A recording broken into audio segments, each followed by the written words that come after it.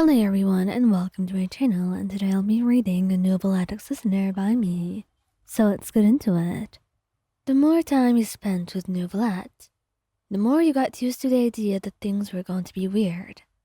And not in a bad way particularly, but rather in a I don't understand what you're doing way.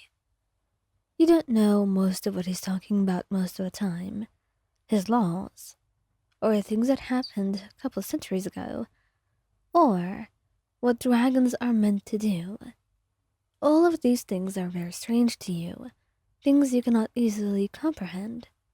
But you try, just as he can be weirded out by your things as well. But the love is there, and that's what matters. However, you've noticed him acting rather weird with you. He's been spending a lot of time cuddling you, a lot of time being rather clingy, and fussy too, in a way I've never seen him be. It was a little bit funny, to be quite honest, the way that the Chief Justice was being, all because of a human. Although you had no idea what you did to him, you could tell there was something that he was rather hesitant about telling you, so you thought you would wait it out, and hopefully as time passed, he would be less embarrassed about saying the truth. And that's why, after some hesitation, he decided that maybe he should tell you and talk to you about this. He's been making a nest in his own room. Yes, a nest. Dragons were, well, they were bound to be dragons after all. What was he supposed to do? It felt a little bit strange to admit this, but even he could not deny his own desires that were so normal for a dragon like him. He did want a nest. And so, to accomplish that without further embarrassment, he decided to steal your clothes. He thought that would, for a lot less questions, especially when anything you asked at that point would not have any answer that would be acceptable or understandable for a human. He was not ready to be embarrassed right now and tell you what nesting was and have you stare at him weirdly. The last time he told you about you being his mate, the look you gave him was mortifying, and he wanted to die and forget that it ever happened.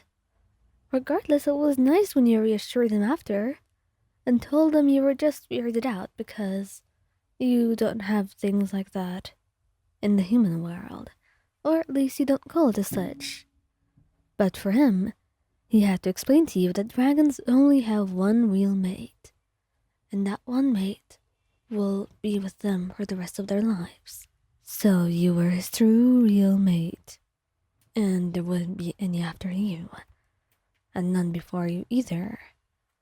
It was a bit strange, but it was also something you tried to understand. He hoped that maybe after showing you the nest, it would be easier to explain his rather undoubtedly ununderstandable behavior. You've already complained many times about missing a lot of your shirts and sweaters, and he felt embarrassed enough as it is. So telling you was just one thing he had to do, and hopefully you would not embarrass him further.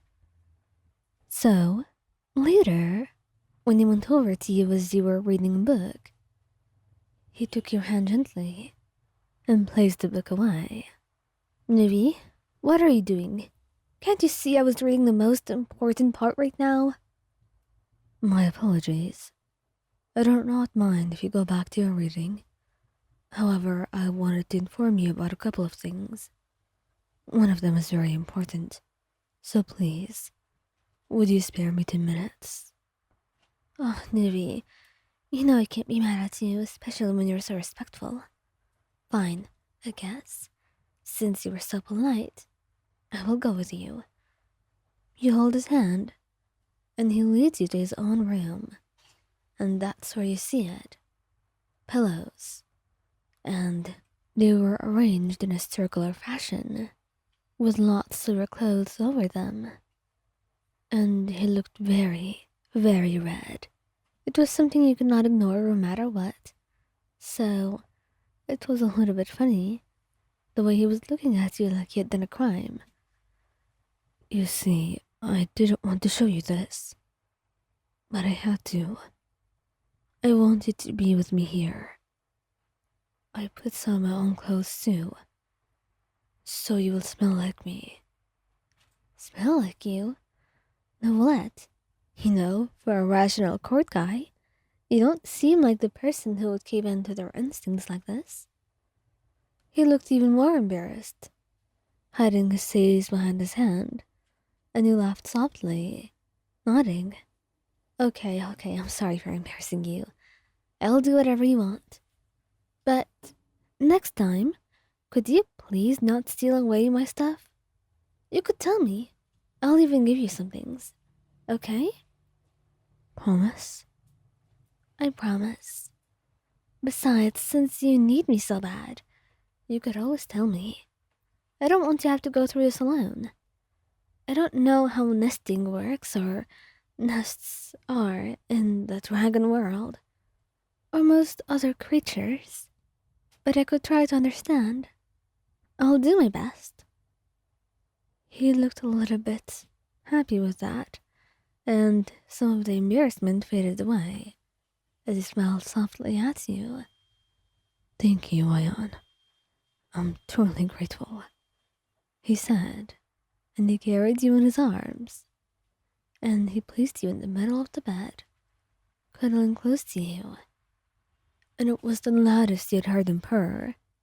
It was adorable, and you couldn't help the smile on your face, the satisfaction that you felt as you laid his head on your lap, and you let your fingers run through his hair, his beautiful silky hair that you could always just feel a lot of wonder at seeing it. He took great care of it too. But one thing in particular, he felt a lot of amusement at the way this was being. Maybe next time, maybe he would not feel so shy and ashamed. And that's why you held back on a lot of teasing. He could be your needy, clingy dragon all he likes, and you would never judge him for it.